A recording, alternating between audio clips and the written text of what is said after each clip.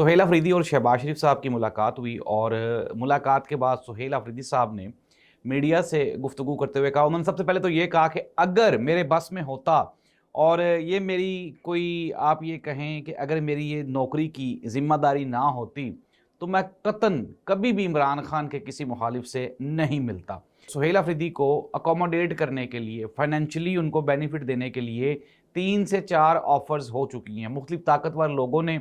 और पाकिस्तान की जो बड़ी शख्सियात हैं उनमें 2 सहाफ़ी भी हैं और इसके अलावा कुछ और लोग भी हैं। उन्होंने सुहेल अफरीदी को कन्विंस करने की कोशिश की। लेकिन जेफरी एप्स्टीन ने इमरान खान के बारे में उनका एक नया इंकशाफ सामने आया। उसमें उसने कहा कि ये जो इमरान खान है ये तैयब उर्दवान और शी जिनपिंग जो चाइना के सदर हैं वो, और ईरान के जो रूहानी पेशवा खामनाई साहब हैं वो, और प्यूटन इससे भी ज़्यादा ख़तरनाक था। नाज़रीन, मैं हूँ जाहिद अब्बास नकवी, आप देख रहे हैं हमारा सोशल मीडिया चैनल। आपसे रिक्वेस्ट है कि मैं सब्सक्राइब करें और अपने कमेंट से ज़रूर आगाह करें। सुहेल अफरीदी और शहबाज शरीफ साहब की मुलाकात हुई और मुलाकात के बाद सुहेल अफरीदी साहब ने मीडिया से गुफ्तगू करते हुए कहा, उन्होंने सबसे पहले तो ये कहा कि अगर मेरे बस में होता और ये मेरी कोई आप ये कहें कि अगर मेरी ये नौकरी की ज़िम्मेदारी ना होती तो मैं कतन कभी भी इमरान खान के किसी मुखालिफ से नहीं मिलता। ये एक बहुत बड़ी बात है। साथ साथ उन्होंने ये भी कहा कि मैं कोई अपनी पर्सनली उनसे मिलने के लिए नहीं गया, क्योंकि सूबे में अमन व अमान की सूरत हाल और सूबे में जो इंफ्रास्ट्रक्चर की सूरत हाल है वो हर गुजरते हुए दिन के साथ ख़राब हो रही है और हमारा अप्रोक्सीमेटली कोई 26 अरब रुपए का एक कर्ज़ा है जो कि वफाक की जानिब है, जो कि हमें वो नहीं दे रहे। और उन्होंने साथ साथ ये भी कहा, उन्होंने कहा जी, सहाफ़ी ने सवाल पूछा कि इमरान खान के बारे में, मुलाकात के बारे में क्या उन्होंने शहबाज शरीफ साहब ने आपको ये कहा कि मैं आपकी इमरान खान से मुलाकात करवा देता हूं, तो जिसके जवाब में उन्होंने कहा जी कि मेरी इमरान खान के बारे में या इस पूरी की पूरी मुलाकात में कहीं पे भी इमरान खान का कोई जिक्र ही नहीं हुआ। और साथ ही साथ सुहेल अफरीदी ने यह भी कहा कि मुजम्मल असलम मेरे साथ थे और हमने जो सूबे के जो फाइनेंसिस हैं उनके बारे में डिस्कशन की है। और मैं आपको बारहा ये बता भी चुका हूँ कि शहबाज शरीफ साहब या इमरान खान के किसी भी मुखालिफ के साथ मेरा कोई पर्सनल एजेंडा या कोई मेरी कोई पर्सनल रिलेशनशिप नहीं है। नाज़रीन, खबरें ये आ रही हैं कि सुहेल अफरीदी को कई तरह से, मैं ये आपको सोर्सेज की खबर बता रहा हूँ, बहुत बड़ी खबर है, मैं आपको ये बता रहा हूँ कि सुहेल अफरीदी को अकोमोडेट करने के लिए, फाइनेंशियली उनको बेनिफिट देने के लिए 3 से 4 ऑफ़र्स हो चुकी हैं मुख्तलिफ ताकतवर लोगों ने। और पाकिस्तान की जो बड़ी शख्सियात हैं उनमें 2 सहाफ़ी भी हैं और इसके अलावा कुछ और लोग भी हैं। उन्होंने सुहेल अफरीदी को कन्विंस करने की कोशिश की कि आप इमरान खान वाले मामले से थोड़ा सा पीछे हटें, 8 फरवरी के एहतजाज की कॉल वापस लें तो फिर इसके बाद आपके लिए आसानियां पैदा हो जाएंगी।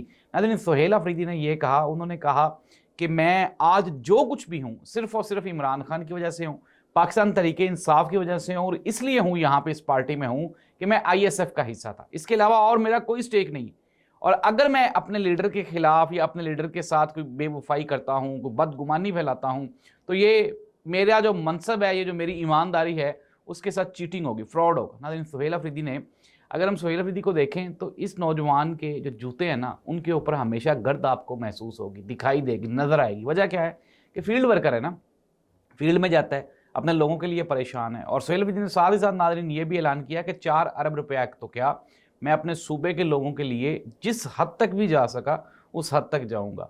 और नाज़रीन, मामलात जो हैं वो KPK के, जाहिर सी बात है, हमने देखा कि कल बलूचिस्तान में जो कंडीशन हुई, अनडाउटेडली पाकिस्तान की जो लॉ इन्फोर्समेंट एजेंसीज़ हैं, पाकिस्तान की आर्मी है, उनके आने से पहले तक बलूचिस्तान में जो दहशतगर्द हैं उन्होंने बड़ी तबाही मचाई। लेकिन जैसे ही पाकिस्तान की लॉ इन्फोर्समेंट एजेंसीज आई तो अब देखें ना, दुनिया की बेहतरीन, प्रोफेशनल, ताकतवर तरीन आर्मी है पाकिस्तान की आर्मी, इनके साथ तो नहीं लड़ा जा सकता। और 160 के करीब जो दहशतगर्द हैं वो जहन्नम वासी लोग हैं। और मसला कहाँ पे है नाज़रीन, मसला है पाकिस्तान में। अगर हम बात करें, अगर कल क्वेटा की ही बात करें तो जहाँ जब वो दहशतगर्द वहाँ पे कार्रवाइयाँ कर रहे थे तो लोकल जो कम्युनिटी के लोग हैं वो उनके साथ खड़े हुए, साथ से मुराद है वहाँ पे खड़े हुए उनको देख रहे थे। वजह क्या है इसकी भी मैं आपको थोड़ा सा ना एक रीजनिंग बता देता हूँ। रीजनिंग ये है कि ये जो दहशतगर्द है वहाँ पे बलूचिस्तान में जो तंजीमें हैं और जो फितना हिंदुस्तान के दहशतगर्द स्पॉन्सर्ड है, वो उन्होंने ये अनाउंस कर रखा है। उन्होंने कहा जी कि जो लोकल कम्युनिटी के लोग हैं, जो लोकल बलोच हैं, उनको कुछ भी नहीं कहा जाएगा, उनके साथ हमारा कोई लेना देना नहीं है। लेकिन जो बाहर से आए हुए सेटलर्स हैं उनको यहाँ पे बिल्कुल भी नहीं बख्शा जाएगा। हमने देखा कि कल एक DC, एक AC को भी उन्होंने अगवा कर लिया। लेकिन फिर उसके बाद जब पाकिस्तान की बहादुर अफवाज आई मैदान में, फिर इनकी दौड़ें लग गई اور ٹارگٹ کر کر کے انہوں نے چن چن کے ان کو جہنم واصل کیا۔ ناظرین، جو بلوچستان کی کمیونٹی ہے، جو بلوچستان کی میجورٹی ہے، جو بلوچستان کی زیادہ میکسیمم پاپولیشن ہے 75 80 85%، وہ ان کو ڈس لائک کرتی ہے، ان سے نفرت کرتی ہے ان ٹیررسٹ سے۔ لیکن 15% لوگ ایسے ہیں جو یہ چاہتے ہیں، وہ بھی یہ نہیں چاہتے کہ گولی بندوق اٹھا کے آپ سڑکوں پہ آ جائیں، وہ بھی یہ کہتے ہیں کہ بات چیت ہونی چاہیے، ڈائیلاگز کے ساتھ مسائل حل ہونے چاہیے۔ ناظرین، مسائل تو حل ہونے چاہیے۔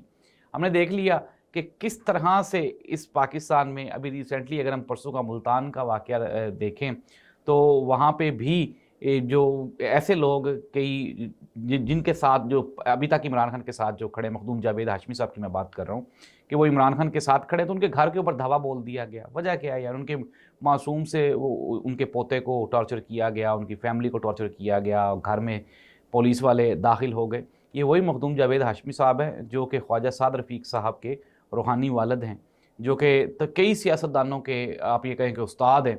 تو اس طرح سے اس نہج پہ لے کے جانا سیاست کو اور ڈائیلاگز کا بند کر دینا، یہ کسی کے بھی مفاد میں نہیں ہے۔ ناظرین، جیفری ایپسٹین نے عمران خان کے بارے میں ان کا ایک نیا انکشاف سامنے آیا۔ اس میں اس نے کہا کہ یہ جو عمران خان ہے یہ طیب اردوان اور شی جن پنگ جو چائنا کے صدر ہیں وہ، اور ایران کے جو روحانی پیشوا خامنائی صاحب ہیں وہ، اور پیوٹن، اس سے بھی زیادہ خطرناک تھا دنیا میں اسرائیل کے لیے۔ اب آپ یہ امیجن کریں یہ کتنا بڑی سٹیٹمنٹ ہے۔ اور جیفری ایپسٹین نے یہ کہا تھا کہ جب تک جب تک عمران خان موجود ہیں تو یہ جو مشرق وسطیٰ والی سچویشن ہے، غزہ کی جو صورتحال ہے، وہ کبھی بھی اسرائیل کی یا پھر ڈونلڈ ٹرمپ کی خواہشات کے مطابق سارٹ آؤٹ نہیں ہوگی اگر عمران خان باہر رہے گا تو پھر کیا کیا گیا؟ عمران خان کو جیل میں ڈالا گیا۔ وہ تمام لوگ ذرا سامنے آئے نا جو یہ کہتے تھے عمران خان یہودی ایجنٹ، اور آج ساری چیزیں کھل کے سامنے آ گئی، کس نے سائن کیے، کس نے ان کے ساتھ جا کے ہاتھ ملایا، کس نے غزہ کی جو بربادی ہے اس میں اپنا حصہ ڈالا۔ تو کون لوگ ہیں وہ جو عمران خان کو یہودی ایجنٹ کہتے تھے، سارے وہی ہیں نا۔ تو ناظرین، یہ جو جیفری ایپسٹین کا بیان ہے یہ عمران خان کے مخالفین اور عمران خان پر تنقید کرنے اور عمران خان کو پاکستان اور اسلام دشمن کہنے والوں کے منہ پہ ایک زوردار تماچہ ہے۔ ناظرین، کنکلوڈ کرتے ہیں۔ سہیل افریدی کی ملاقات اور شہباز شریف، رانا ثناء اللہ صاحب وہاں پہ امیر مقام بھی موجود تھے۔ اٹ مینز دیٹ کہ کہیں نہ کہیں کچھ نہ کچھ جو 8 فروری کا خوف ہے اس نے حکومت کو اس ٹیبل پہ لانے پہ اور بات چیت کرنے پہ مجبور کر دیا۔ لیکن 8 فروری کی جو تیاریاں ہیں کے پی کے میں وہ زور و شور سے جاری ہیں، اور کہا جا رہا ہے کہ 8 فروری کو ہم ہر حال میں نکلیں گے۔ لیٹس سی دیٹ ناظرین، 8 فروری کا دن پاکستان کی تاریخ میں ایک ٹرننگ پوائنٹ ہو سکتا ہے۔ میں آپ کو ایک بات بتا دیتا ہوں، یہ جو نظام ہے نا، یہ زبردستی کا نظام ہے، ایسے کسی نے اس کو جکڑا ہوا ہے۔ لیکن جب آپ کسی کو نا زور سے دبوچتے ہیں، پکڑتے ہیں، نیچے والا بھی زور لگاتا ہے۔ تو جس دن نیچے والے کا زور زیادہ لگ گیا نا، اس دن یہ نظام تہس نہس ہو جائے گا، اور عوام کا جو مخالف نظام ہوتا ہے جس میں عوام کی خواہشات شامل نہ ہوں، وہ زیادہ دیر پر نہیں ہوتا۔ اللہ کرے کہ اس ملک میں کوئی مثبت تبدیلی آئے۔ اللہ اس ملک اور قوم کا حامی ناصر ہو۔